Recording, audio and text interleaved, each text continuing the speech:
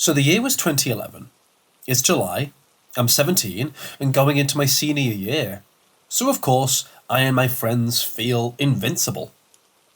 At this time in my life, I'm religious, and my brother, who we will call Sam, was not. I decided I would prove to him that there is something out there, and go to any length besides a Ouija board to show him. This led us on a ghost hunt all through Pennsylvania, where we live. Now, in Pennsylvania, it is all fields and woods outside of the main cities. We all were from the woods, so walking through them at night looking for these things was never a creepy ordeal. Until the day we found what we were looking for. It was a summer night, as I said. July, so decently warm. Sam and I were back out looking for whatever we could find locally, which was nothing. So as we were waiting, my friend, who we will also call Steve, showed up. We didn't see him often, so when we told him we are doing, he said, well, my friend, about 45 minutes from here, told me there's a house out by his. Now this man is way out in the woods, so this house that he's talking about is, too. We asked him why he thinks this house is haunted. John told us he said that when he was a child, or early teen, he entered this house with a friend, and as they walked through the living room, the rocking chair turned, faced them, then started rocking. They had never gone back since. Of course, we were in. By this time, another friend who joined us, who we will call Hiroki. So Sam, Steve, Hiroki and I went up to Steve's friend's house. We knocked at around 10:30 p.m. on a Saturday night. He was confused as to why we were all here so late, and once we told him, was hesitant to show us and go with. At this point, I'm scared. We had not been to a place like this one yet, with a backstory from a person and not from some online form like this. The layout of the house for this story is very important. Looking from the road to the front of the house, the home is built into the hill behind it, so you can enter the upstairs by going up the driveway, or the front door by just walking over to it at the same ground level. So we walk around what we can of it due to the overgrown thorns and trees. We then walk up the driveway and enter the upper floor. The first room is a sunroom full of dead leaves from the years prior, I'm sure, broken windows and a wooden stand that came up to about waist level. I'm 5'10", so just picture it if that helps. After leaving that room, you then met with a stairway that leads downstairs, or a hallway with a bathroom to the left of it, and at the end of the hallway are 3 bedrooms. The left one is completely empty, middle one again is empty besides another stand, and the third room has 2 bunk beds, with beds still made and the curtains coming off the windows to the bed frame and wrapped around it, but in a decorative way. So now I'm really freaked the fuck out. This house is a shithole in the middle of nowhere, abandoned, old and worn down. Why is this room so neat? As we're leaving this room, there's a thud from it, but we keep moving and head downstairs, mainly to not be trapped where we were. Going down the stairs, you end up in a living room. To the left is the kitchen, and to the right is the front door. The kitchen has a basement entrance and an outside sort of storeway entrance to the store firewood and such in. We look through everything. Nothing is happening, but my heart is in my throat. As we all conjure back in the kitchen, there's a thud again, now in the kitchen. We all freeze, staring blankly, pointing at least 3 of our spotlights into the kitchen and just waiting. Now walnuts, ceiling tiles and shower curtain rings that were all on the kitchen floor literally start flying off of the ground and into the walls in random directions. I instantly turned and jumped out a window leading to the front porch, absolutely petrified. Ran onto the road about 30 feet from the porch and waited for my friends. After this, I was done. Not a single part of me ever wanted to go back into this place, but I did. I did many times, and it only got worse. This night I entered the house 4 times. Upon going in the second time, we went in the front door. Shortly after entering the house and sitting in the living room, a shoe, old worn down dress shoe, comes flying down the stairs like an MLB pitcher through it from the top. We all jumped up and shined our lights up the stairs. Now remember that stand in the sunroom? Yeah, that stand came out of the sunroom and slammed into the wall upstairs so hard it broke through the drywall. And again, we ran. Now part 3 is where shit starts to get way worse. It's also the only moments I recorded. This part and the 4th time entering. So if you want to see this, I will upload this section of it. Anyways, we go back in and look up the stairs. There is the wooden stand. From behind the stand, a ceiling towel broke off the ceiling and flew down at us. Shortly after, the stand gets ripped back into the sunroom and we run. Steve is the last one out, directly behind me. We were the last 2 out of the house this time, and on the way out, we heard an insanely high-pitched scream. Best way I can describe it. And as it happened, a big piece of glass smashed next to Steve on his way out. The 4th and final time we entered this night fucks with me till this day. As I'm typing it, my hair is standing up. Long story short, we end up in the kitchen. I'm so scared, I'm refusing to move. I stayed directly in the middle with my spotlight so I could have a 360 view and run whatever way is opposite of whatever the thing is. All within maybe 15 seconds, the storm door opens up so hard the top hinge breaks. The only light bulb left in the kitchen breaks. Basement door then closes. Then, the part that will haunt forever me, more than any other thing in this home, a glass mason jar that was to the right of me on the ground floats up into the air, over towards me at about elbow level, smashes off of my foot, and then the same scream, blood-curdling, crazy high-pitched scream happens again. I scream, and at this point, it's every man for himself, because we all heard it this time. When I got out of the house, I kept running until I got back to the car. Upon getting to my car, I realised, holy shit, my right ear is ringing like I just fired a rifle without earplugs. But my left isn't. The jar smashed off my right foot and came from my right side. Was this thing literally next to me? That close? That was enough for me. I got home that night absolutely mind-fucked. Had no idea what to think at this point. Fast forward a few weeks and we're back in school. Nobody believes us. So what do? Go back. This time, things got worse. We all decided beforehand to scope the place out again. Then, we will all meet and sit in the living room so nobody is alone, cut off, and close to as many ways out as possible. I sat on the fold-out bed from the couch with Sam. Steve had sat in the rocking chair. Hiroki was not with us. And my other brother, who will be called Ellie, was in another chair. We had 3 other people with us whose names do not really matter. But shortly after getting there and showing them around the place, things again started coming up off the ground and flying in random directions. This time, it's not all at once, just one thing every so often. Now this is where stuff started to change. As we sat in total darkness and only turned on spotlights when we got frightened or heard something. I turned my spotlight on randomly, more than just once, just 'cause. I'm scared. But one time I did, I found my feet had been tied together. I never felt it. It's totally 100% dark, and the only person next to me is on the same bed. Sam could not have moved without me feeling it. I untie it and sit up. Once I sit up, my hoodie I had on hood drops as my brother's hood lifts up over his head. Now again, I'm scared as hell. We all turn our lights on and look around to find nothing.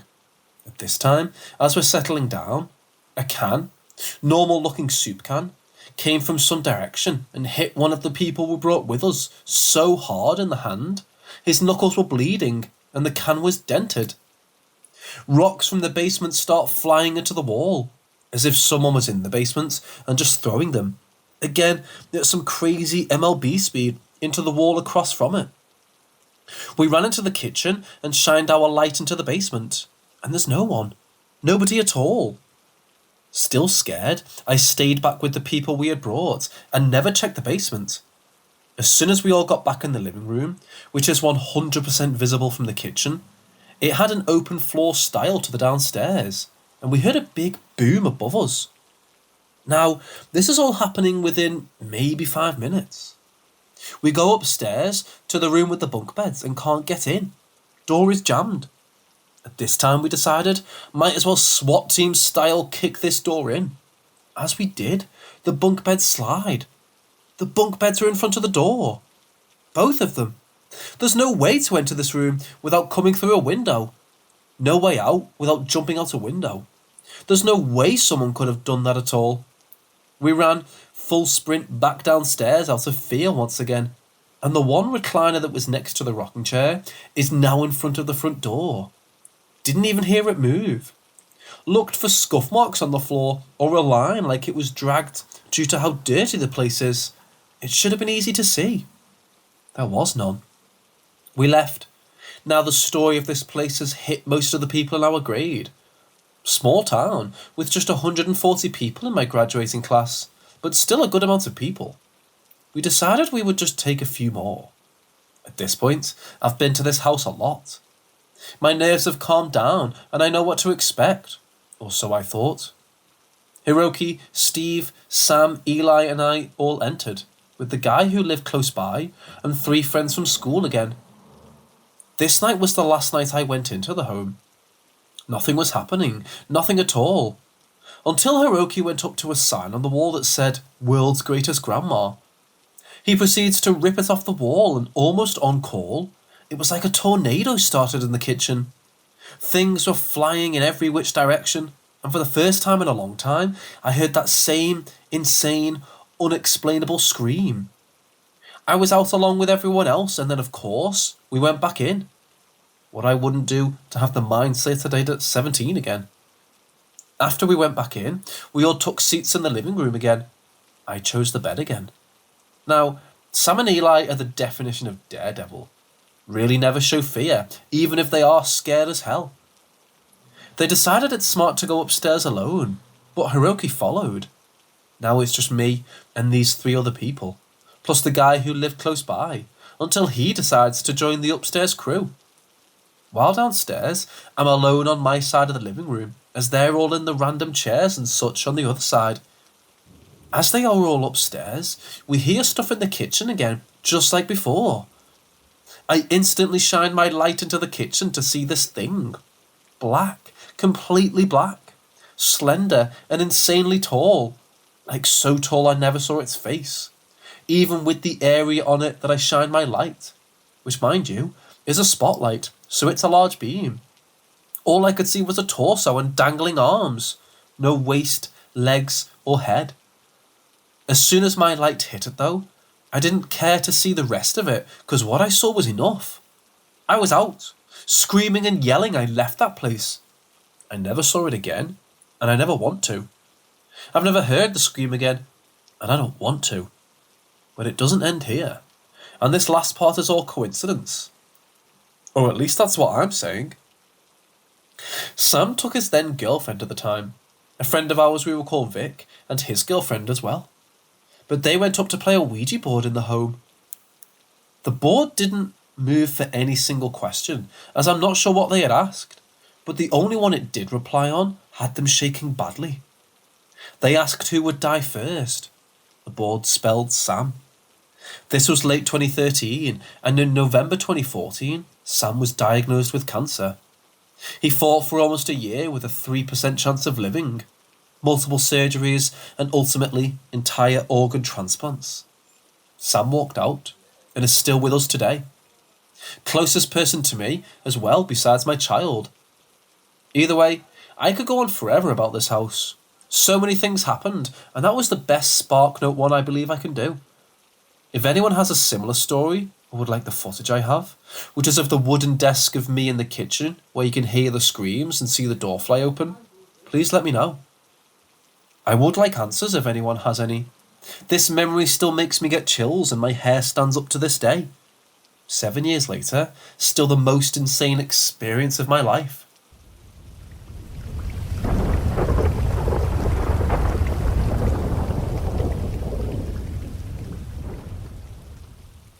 The weird thing is that Matute was not real. I know there's a lot of stories with imaginary friends, but this one, I think, curious rather than scary. I grew up in the jungle side of my country, a zone very close to Brazil, with my grandparents. They had this beautiful orchard which led to a small laundry room at the end of the house. My sister and I spent a lot of time there just playing and running, but most of the time, I'm the oldest one, would tell her that she had to leave since my class was about to start. Note that I was like 3 or 4 years old, and since the town was so small, I wasn't even going to preschool at the time. To her, everything seems cool. Just 2 kids and an imaginary friend, but things started to get weird when my parents and grandparents noticed I was genuinely learning stuff. Things that they hadn't taught me or my sister. And when they ask me who taught me that, I'll always smile and tell them, Matute teaches me everything. Things got even more weird when I wasn't just learning stuff like names of animals and planets, or some basic math concepts, but I could tell when someone would come to the house, or tell my grandmother that someone would look for her later in the day. And as before, when they asked me how I knew, I would respond, Matute knows and he tells me. My mother told me that once I told her I was sad because Matute told me that my grandparent was about to get ill, which indeed happened, and that he said it was a secret and my grandma couldn't know. She naturally got scared and told me not to listen to him. I haven't seen my imaginary friends since we moved to the city and haven't been able to tell any future events or learn stuff by myself, like with Matute, since then. So my question is, can a child generate knowledge such as the one I had from nowhere? Has anyone experienced something alike? Or is it that someone was truly teaching me? And about the future things as well?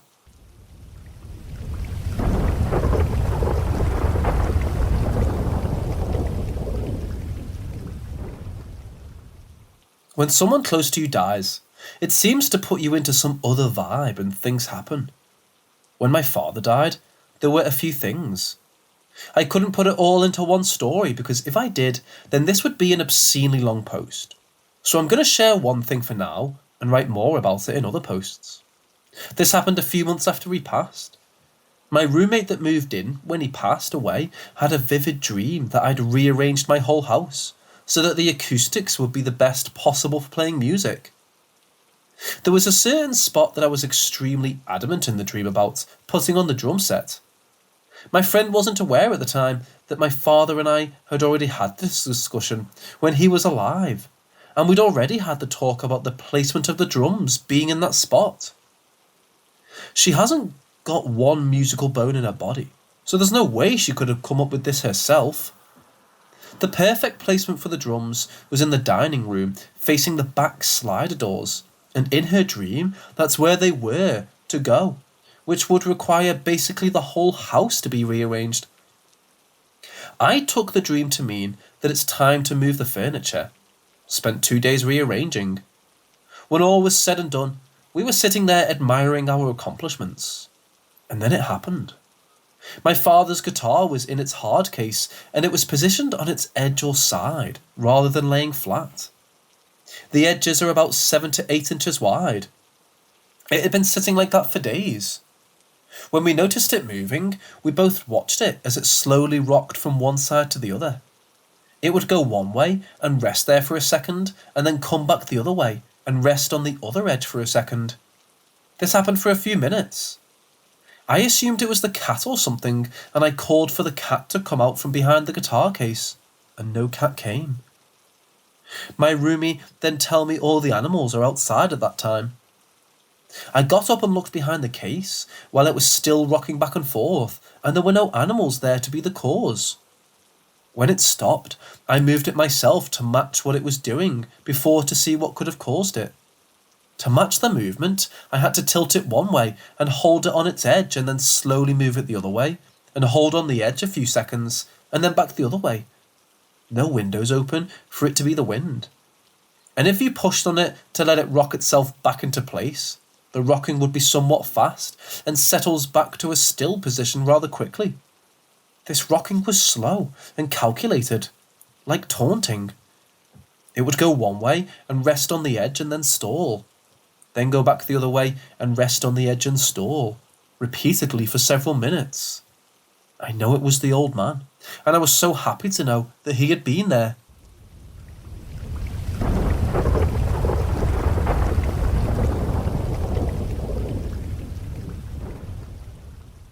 We're from a small but rich, anomalous country in the middle of Europe. Me and my friend Ilya are researchers of the paranormal. We've been doing this for over 15 years. Here are some stories from our expeditions. Perhaps you've heard of similar things. Story 1 of Michael's superpowers.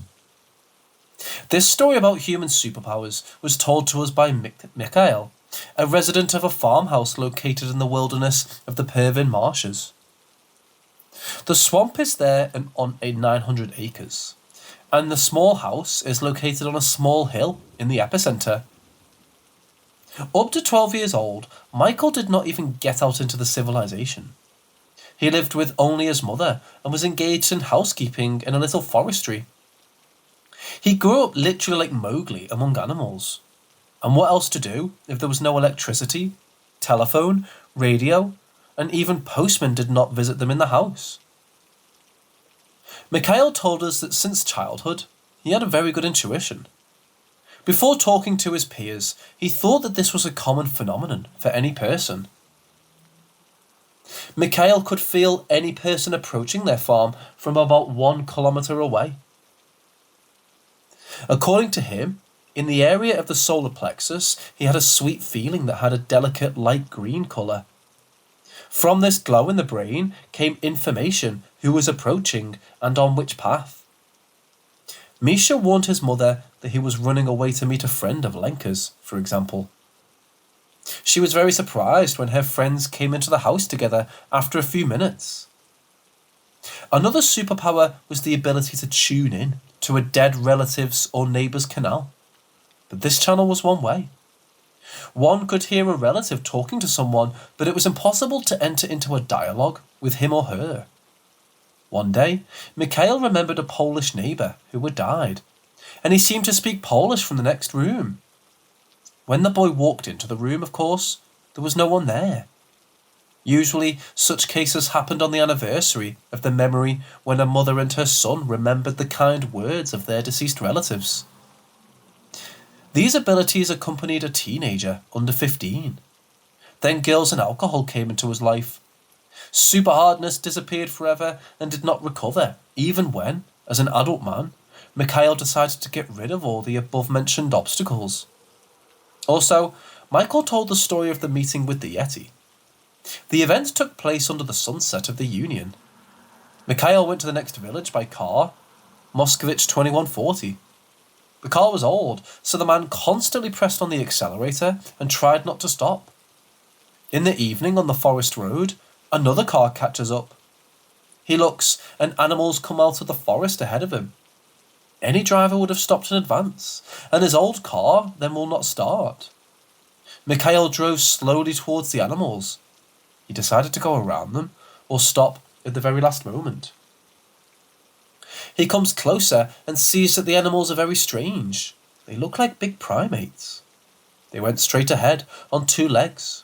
Short black hair shone in the sun. A male was walking ahead, 3 meters tall. The female followed him 1/2 meter lower. The primates froze for a moment in the middle of the road and looked at the approaching threat. The man's sweat was made worse by the look of their black, sunken eyes. They watched with absolute consciousness how a reasonable creature looked, and they accelerated a little so they wouldn't get caught up in an unfortunate automobile. As a result, a car with a petrified driver drove 5 meters away from the hominoids, drove smoothly around the corner, and there safely stalled. A few seconds later, a second car arrived. A disturbed man flew out of him and started yelling, "Did you see that? Did you see it?" Mikhail said, "I saw it from afar. I thought it was moose." "What a fucking moose! We're running away before we're eaten." Mikhail jumped into a car with his neighbour, and the men ran away. Story number 2. Another meeting with Bigfoot. The meeting itself took place in the area around 2012. But all this time, the witness, Alexander, did not tell anyone except close relatives and friends about it.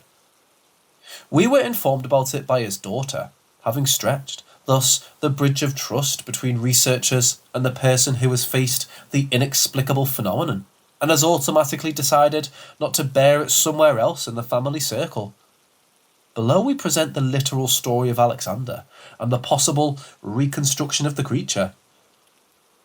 I went there to get mushrooms. It was 4 years ago, somewhere in early August.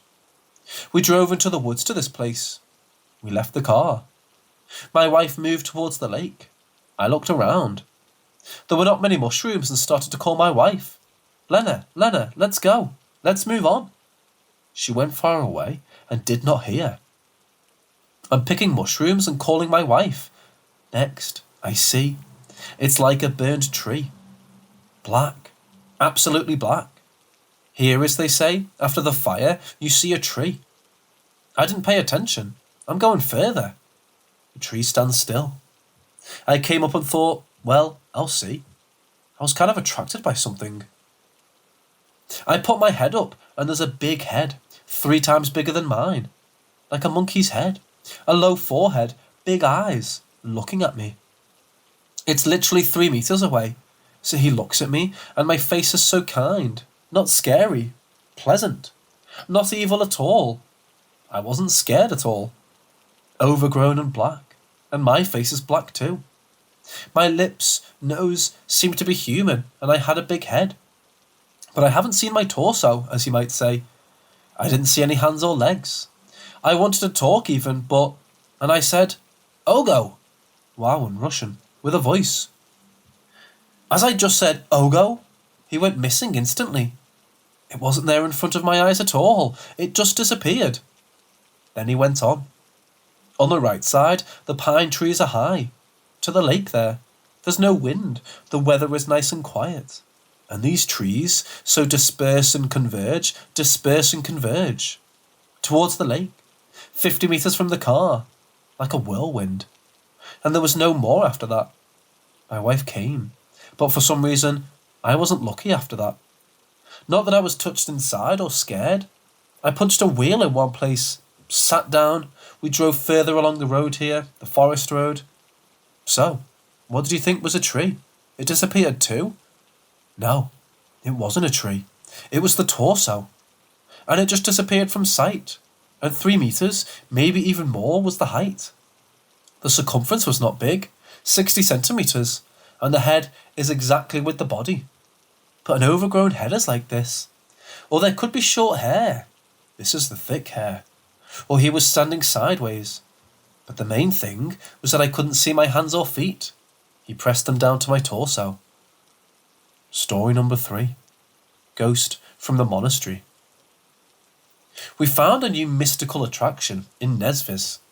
And the point is not even that there, in the former cells, chapels and parcels of the Bernardine Monastery, live and study 360 young girls. And it's not in this pedagogical college, the most stylish library in the country. There isn't a photo. And not that in the monastery crypts found several treasures and remains of the family Razdavilles. Not in the photo. The fact is that this place is just a museum of all kinds of miracles that are still happening. This otherworldly abundance was discovered during our research expedition yesterday. Now, all the miracles are in order.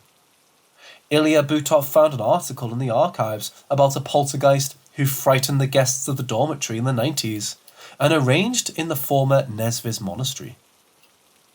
Now the monastery has a teacher training college named after Jakub Kolas. The headmaster of the school kindly invited us to visit and said that she would try to find witnesses. We went to Nesvis without much hope of success. Upon arrival at the site, we felt like cats fell into a vat of sour cream. We had never seen so many amazing stories concentrated in one place in our ufological practice. Ilya recorded everything on a tape recorder and later will prepare a detailed story of every eyewitness and publish it on our website.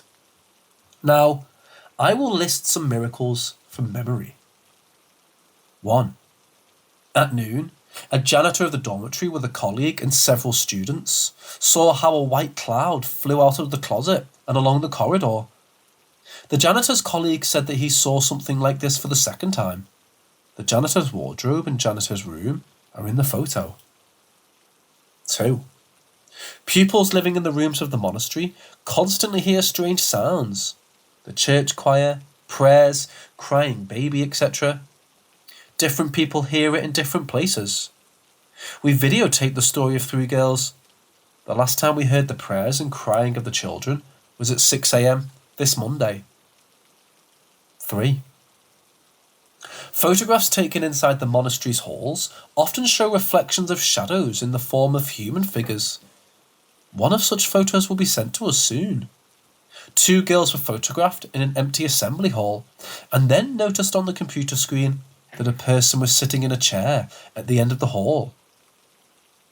4. We were shown a hook with the painting Lenin on an armoured car, hanging on it for a long time. In the photo, there was an empty pink wall with a hook. The picture was constantly falling, with the rumble of its fall frightening night watchman. But the hook and the thread were in place. It was as if someone was shooting the picture and throwing it on the floor.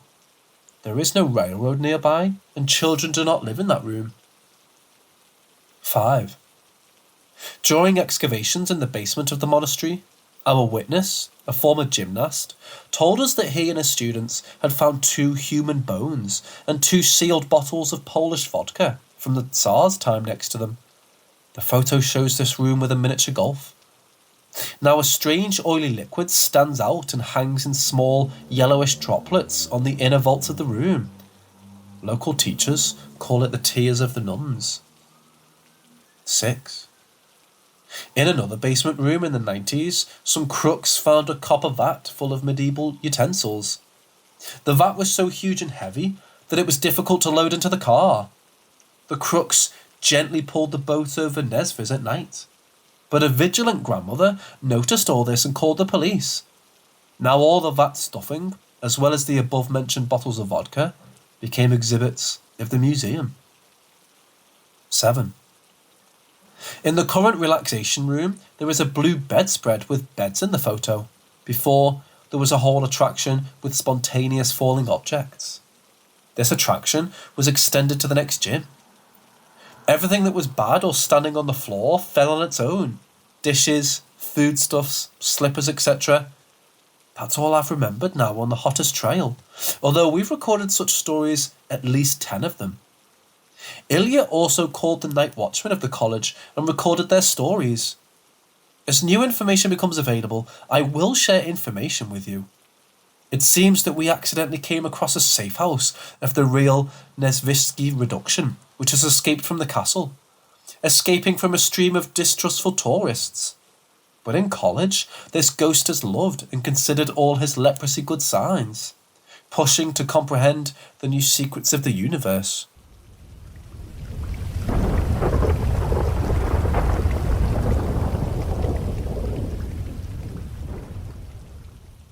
My mum passed away in 2007. I was 13 years old, my brother 10, and my dad 46. My mum was 47 when she died after a 4-year-long ovarian cancer battle. Growing up, my family had always been interested in the paranormal. My mum and I would watch movies that addressed the paranormal, and she'd say things like, "If I die, I want to give you signs, but I don't want it to be creepy." About 2 years after she died, my dad, brother and I went to Costco to pick out a new big screen TV. My dad is obsessed with Costco, so he always goes all out. In this case, he decided to purchase 2 big screen TVs and see which one he preferred.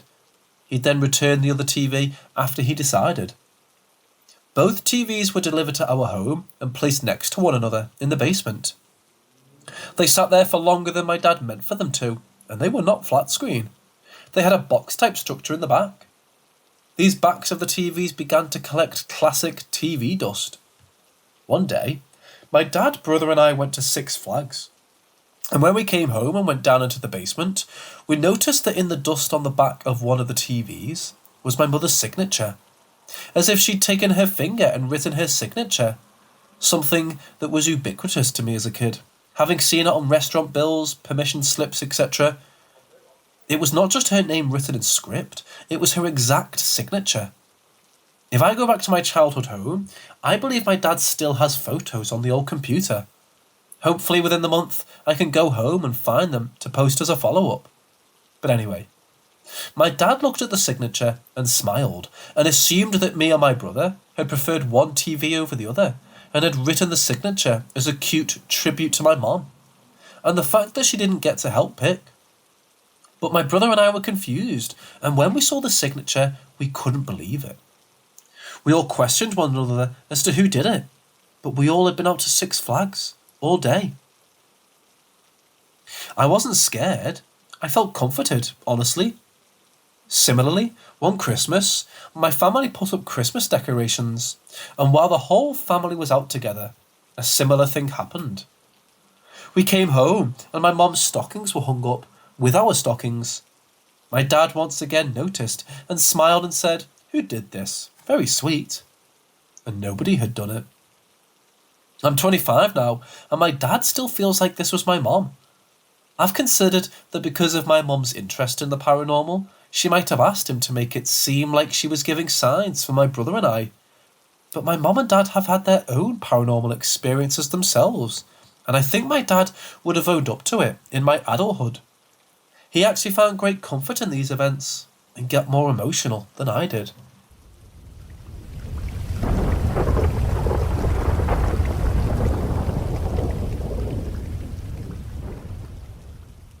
So this happened in 9th grade, and after school, me and my friends would usually take the tram to get home. On this particular day, it was only me and one of my good friends. Usually, we'd get off in the city centre to connect with another bus, but on this day, for some reason, we chose to take it to the end stop. And so we did. But this had now added an hour or so from our already long day, so we were rather keen on getting back home.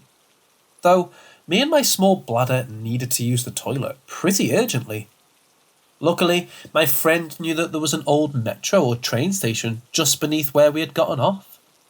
The station had a medium-sized red building that served as a waiting area, I suppose. It was cloudy outside, and inside this building or house, the lights were off. Not a single soul to be seen. The lighting inside the toilet was fluorescent as well. I go do my business, but in the midst of that, I hear my friend just completely break down. She screams at me to hurry and come out. I laughed it off, thinking she was being dramatic or pranking me, but I do eventually come back out, and she hits me with, "I just saw a ghost." I just stood there thinking, what has gone into this girl? She's deluded. But she stood her ground and guided me to a mirror that was attached to a door and told me to just stand there and wait. Not even 3 seconds later, this ghost, who was clearly an elderly man, came obliquely from behind and just floated forward straight through the door. It all happened very quickly, and so at that point, I'm just screaming my lungs out, and we sprint for the exit. It was a very intense and very interesting set of events, to leave it at that. I've never been opposed to ghosts existing, on the contrary actually, but I've also found it hard to believe that they present themselves so similar to real humans. Now, I know at least.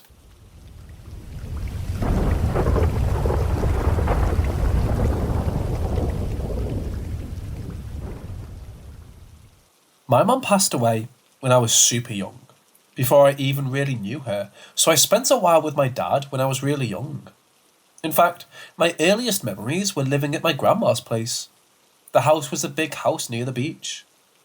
My grandma and grandpa built the house, so no one had lived there before us. Anyways, I loved that house, but a specific area of the house always made everyone feel uncomfortable. This area was in the basement, near a cellar. My memory of back then is kind of foggy because it was so long ago, but I remember spending a lot of time with my grandma since my dad was working and whatnot. Now, we used to pray every night, go to church every Sunday. I was fairly Catholic at the time.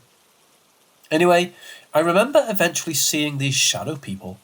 They looked almost like little skeletal shadows that would peek out from behind doorways and corners, signalling me to follow them. They had glowing eyes and a sharp, almost jagged, black, shadowy, skeletal body. Now, I remember ignoring them for a long time, but one day, growing curious, I followed them. I saw one near my grandma's room doorway and walked to the doorway, turning the corner, and it was gone. Then it reappeared at the stairway to the basement down the hall and signalled me to follow again. I followed it, and again it was gone, this time appearing at the bottom of the stairs in the basement. As a kid, I was terrified of the basement, so I didn't follow it. Anyways, some time more passed, and eventually curiosity took the better of me, and I ended up following it into the basement the next time they showed up. When I turned the corner in the basement, I remember seeing this person. They were towering over me. Then again, being like 5 or 6 years old, everyone towered over me.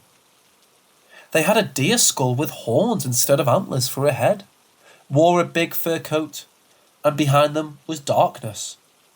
I remember them slowly pointing at me, then I screamed and ran for it, right back upstairs.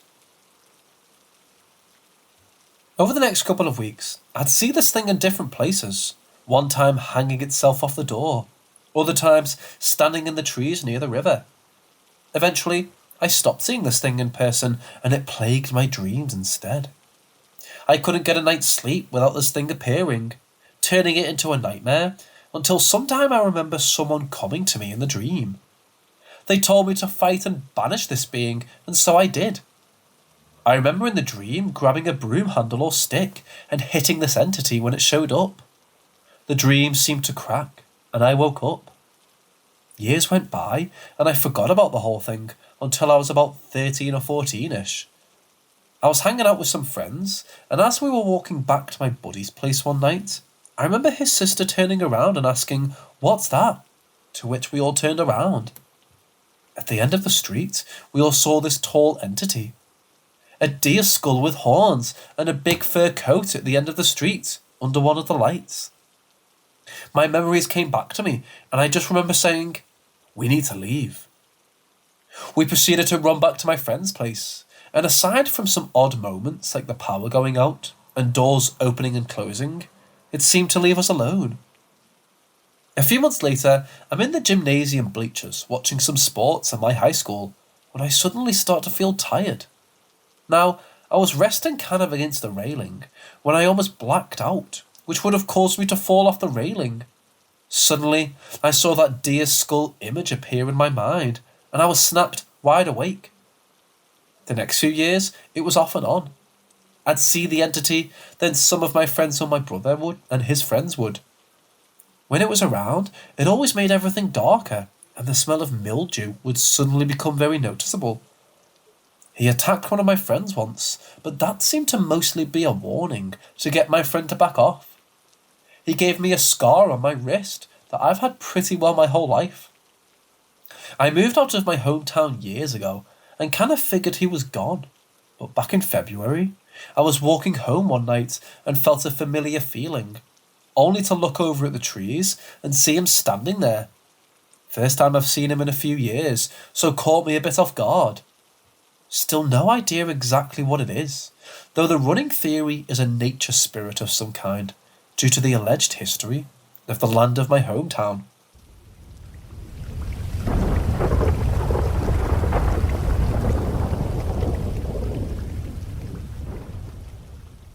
So this happened about 1.5 years ago.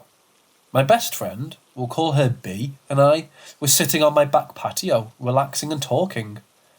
It was a rough day for her, as it was the anniversary of her cousin's, we'll call him J, passing. Now B has had multiple instances of having dreams of certain events before they happen. The night before her cousin died, she had a dream of his death. The two were very close, and the evening of his accident, she was invited to go out with a cousin and his friends. She turned the offer down and chose to go home instead. While drinking with some friends, Jay and another boy got into an argument and began to fight. Unfortunately, this resulted in his passing. One punch landed just right, exactly how she dreamt it. Years later, she still blames herself for not going or not stopping him from going. They were extremely close, and the loss hit her very hard.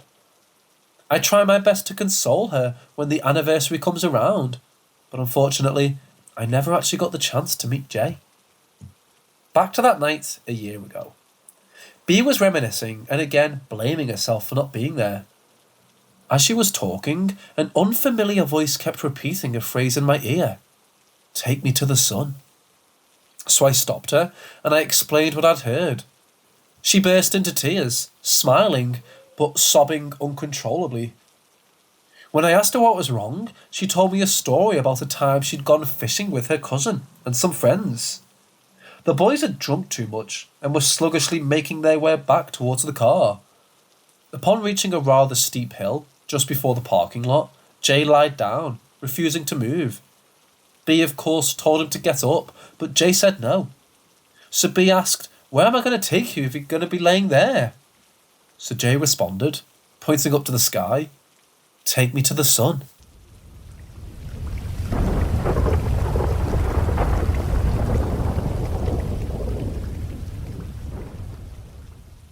I recently received a framed print of roses by Croyer. I adore this painting, which previously hung in an old military meeting hall, and my friend swapped it out for another painting for me. The same day I take it home, I'm cooking in the kitchen and see my bedroom door swing back and forth. Not in the wind, not by the draft, but clearly open all the way, and almost closed all the way. I call for my brother without taking my eyes off of it, and as soon as he walks up to me and turns to look, it stops dead in the middle, 45 degrees. Just a little later, I'm at said friend's house watching her daughter, 14, and I send the kid to get groceries 10 minutes away while I cook. I'm singing to myself, just enjoying the moment, and I'm headbanging and shit going, all I want to say is that they don't really care about us. And clear as a bell from the other side of the house, from my friend's bedroom, I hear the kid's voice, repeating the line to me. I call out for her, and then literally call her on the phone, and she picks up and says, I can't talk, I'm at the register. When she did come home, we checked her bank details, which confirmed she paid the minute after I called her. Me and my brother move and get a new apartment. I have a friend visiting, and she's in the bathroom. I'm cooking. I always have a tea towel over my shoulder when I cook, to wipe hands, counters, utensils, etc. I hear the bathroom door open, and my friend walks behind me, and she yanks the towel, or it hangs down my back. I turn and go, hey, but she's not there, and it yanks again. And I turn, and there's nothing. I say out loud, seriously, stop. And a minute later, my friend comes out from the bathroom and asks who I'm shouting at. My brother says he'll hear me calling for him while I'm not at home. After the event with my friend's daughter, my friend started seeing a shadow man in her own bedroom at night. My mum thinks it's some sort of mischievous child teasing me, because I don't feel threatened. But what the hell do I do? It's more spooky than scary at the moment, but I worry it will escalate.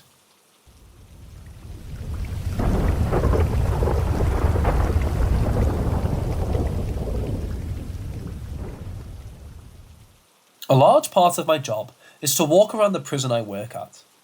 I go from building to building, assisting the counsellors with various things. My office is a cell in the living quarters of the inmates, so I'm used to seeing and hearing all kinds of crap every day.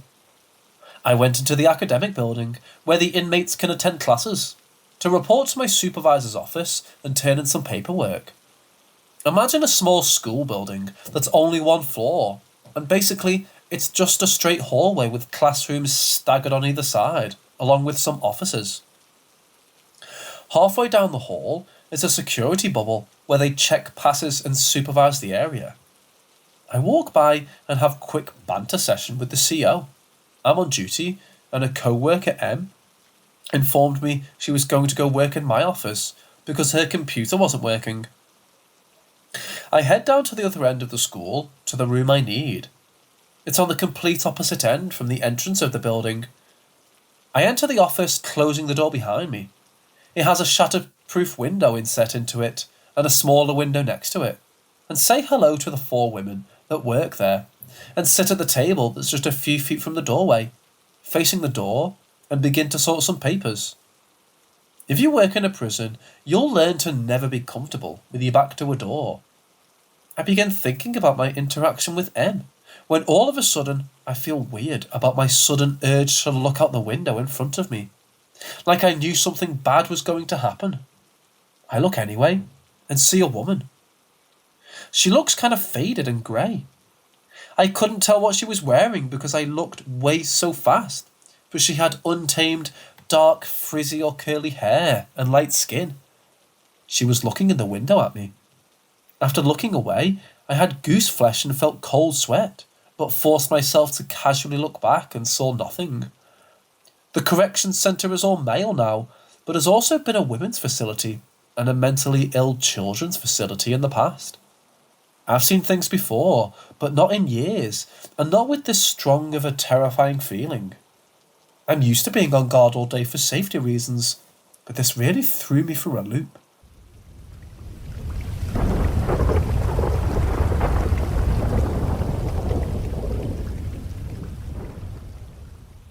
Four years back, I started my architecture journey and enrolled into this college, which was in the outskirts of the city that I live in.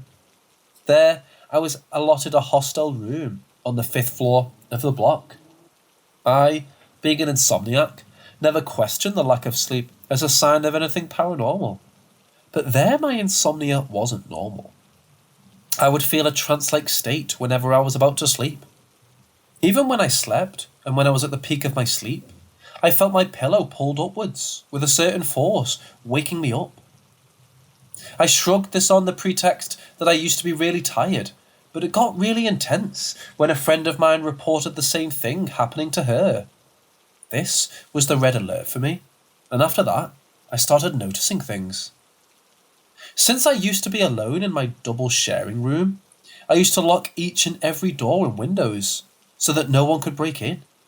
And I double-checked everything. But this one time, I was woken up by my friend in the morning as she entered my room and woke me up, claiming that my door was left ajar. I clearly remember closing and locking it. There have been a lot of reports from my other friends of seeing shadows passing through my room door, and I've heard knocking on my door when there wasn't anyone. This one time, I was cleaning my kettle when I accidentally dropped the fork in the pot. And I was laughing so hard because of the stupid thing that I did, and I heard it. Firstly like a little hum, and then a loud laughter coming from the back of my neck. But I was alone at that time. I ran from my room to my friends, and I swore to never sleep in my room ever again. I've left that place for good now, and just when I left, I got to know that just below my room, on the 4th floor, was the room where 3 years ago, a girl had hung herself, and since then, that room was locked and sealed. I've heard a lot of similar cases from different students who have stayed there and are staying there.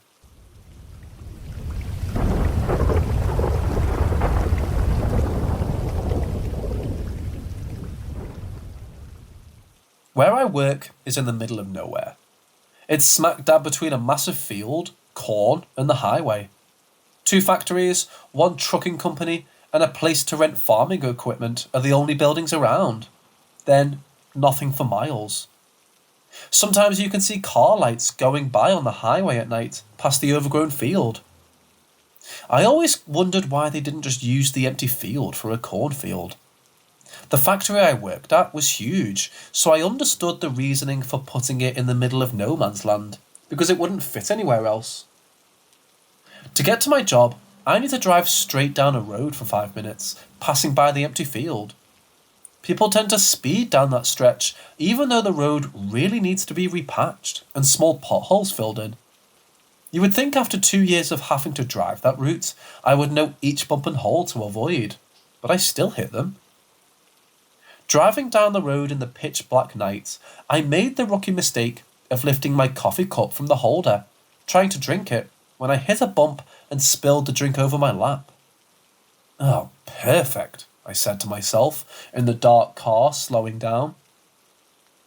I put the coffee back into the cup holder and stopped at the end of the road. You could only turn left towards the factories and other buildings. Turning right, you drove into the field. In front of me was a large concrete block keeping people from driving off the road, and another one on the right, but enough space to fit a small car through, if for whatever reason you did want to go into that endless grass. While I was stopped, I got myself cleaned up as much as possible. It was factory work, and I didn't really care about my appearance. Satisfied, I tried starting my car up again, and nothing. My headlights are still on, but the car refuses to start back up. I was confused. I've never had any issues or signs of trouble with this car, not even a check engine light. I tried the ignition again, thinking I just didn't press it down hard enough. The worst case scenario is I get my car towed after my shift and ask my brother for a ride home. He wouldn't be happy waking up early to come and get me after my midnight shift, but he owed me. The radio was still on. A sudden burst of static from it made me jump. That wasn't anything unusual. The road was a dead zone. The radio dropped out all the time, or different stations would bleed over the one I had it dialed to. I also could never get a signal out here, and my car dropped the connection to my phone all the time, making it impossible to have it read my messages until I got closer to the highway. So when the radio screamed of static and what sounded like faint voices, I wasn't scared. I turned it off, trying to start the car for a third time.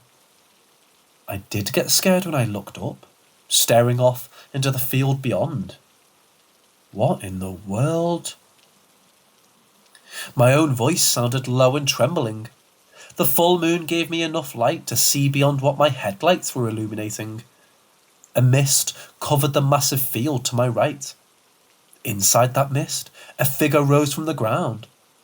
It looked like a person with long white hair, dressed entirely in white, just standing up from the mist.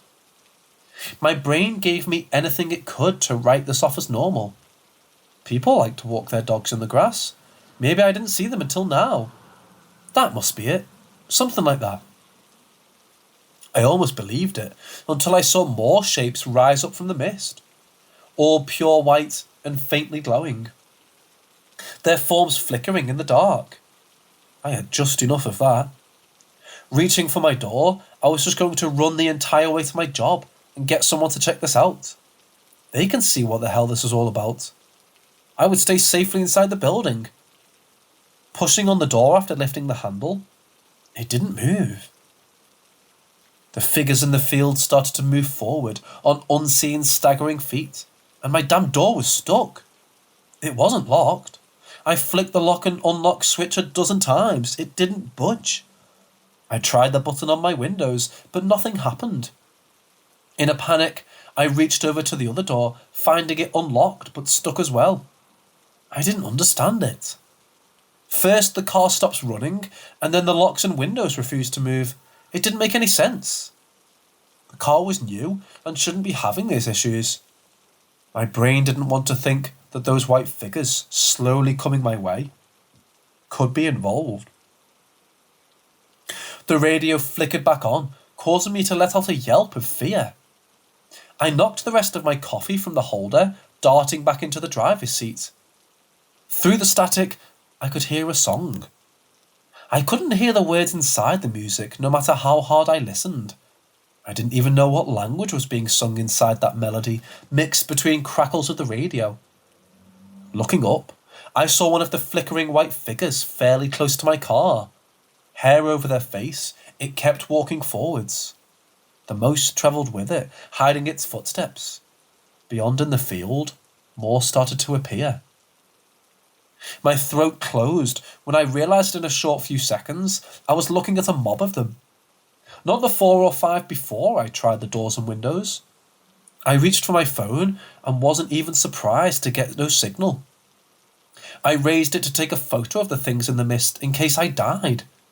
I wanted my brother to have proof of the supernatural creature that killed me.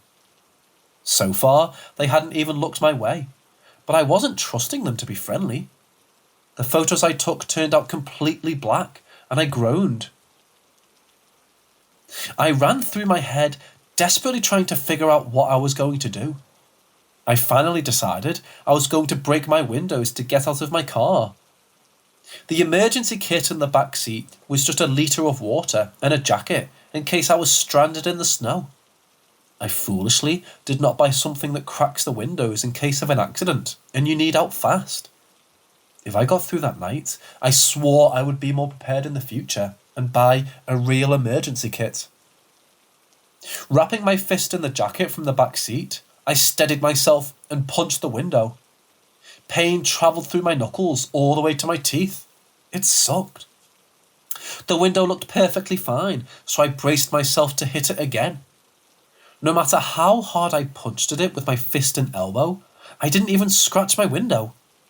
I sat, arm throbbing and still stuck inside my car, with more white figures drifting by. I stopped trying to escape to try and recover a little. My arm hurt too much to keep going, and I didn't want to hurt my other one for no reason. Even if I could get out of my car, then what? Those figures were now everywhere. Standing up in the field and slowly making their way forward, down the road towards the factories. I squinted in the mist, trying to see the lights of the buildings or the highway, and saw nothing but that sudden thick fog. I was all alone, trapped inside my car with these strange, ghostly things. A loud crackle from the radio made me jump again. I reached over, trying to silence it. No matter what I did, it was the same with the car door. It just wasn't turning off or acting logically. Fear shot up into my throat when I saw a white figure turn her head towards the car. Long, pale hair covered its face, but I knew it heard the radio, and it started to come towards the car. When it passed other figures, they changed their path, following it. These things now were aware of me, and there wasn't a damn thing I could do about it. I turned the radio knob, praying it might get to a different station that wasn't all static. This had to be a nightmare. That was it, a nightmare. Things like this just don't happen. Join us. Words came through the static, jumbled, and most of the sound dropped. It became stronger, one phrase coming through the crackling radio. Join us. Join us. Join us. Looking up, I saw one of the pale things was just in front of my car, just standing there, head down and face covered. I started to punch my window again in a desperate attempt to get free. My sore arm be damned. I didn't even wrap my hand in my jacket. I was so scared. I just needed to be out of that car. One figure stopped beside the passenger window and bent down to look inside. I couldn't make out features through its hair, but the fact it was now actively looking at me put me in a panicked fury. It reached a hand out, and to my sheer horror, that hand slowly started to come through the solid window, the image rippling as if it was made of water. It looked like pushing a hand through took some effort, and I had a few seconds before it reached me. Still, I fought trying to get out, panic taking over any kind of rational thought. It pushed one arm first, then its head. Another arm came through, and it braced its hands against the inside of the door to try and push its body the rest of the way through. All while that horrible static kept getting louder and louder. I was focused on that figure.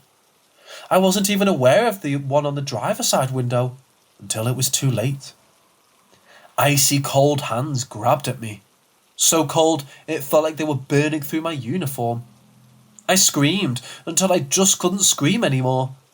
It pulled its hands away, taking something with it. My arm stayed, but something white came from my skin. The figure kept a grip on it, trying to pry out whatever the white mist was from my body. I felt so cold, my muscles freezing up. I pulled back, my strength fading. I didn't know what was happening, but I knew if it fully pulled that white from me, it would be all over. The moment before I exhausted all my willpower, I snapped forward and heard an ear-shattering crunch and twisting sound. My car was thrown forwards, back spinning out of control. I blacked out from the impact of something hitting my car from behind. I wasn't sure of how long I had passed out. When I woke up, head spinning and in such an immense amount of pain, I thought I was dying. A co-worker was yelling at me through a shattered window. Blood dripped down my face. I could barely keep my eyes open. Still, I looked around to see no mist or no white figures walking around. Listening to my co-worker try and tell me that help was on the way, I drifted back off into the darkness. I woke back up a few days later in the hospital. I had a few things broken, but I was alive. Cops came in to ask me what happened on my side and explained what they knew. My car was stopped on that dark road with none of my lights on. My co-worker was flying down the bumpy rough road, driving at highway speeds. According to him, he saw me far too late and slammed into my car, sending it into a few spins. No one understood why my airbag didn't go off or why I was even stopped in the first place. Being tired and knowing no one would believe me about the figures, I lied and said I didn't remember. From how hard I slammed my head against the steering wheel, they took it as a valid answer. My co-worker felt so terrible about nearly killing me, but I forgave him right away, as long as he drove slower on dark roads at night. I haven't figured out what happened to me on that field, or what those figures were, and honestly, I don't want to know. After I recover, I'm going to find a job in the city, where most streets are lit up at night time.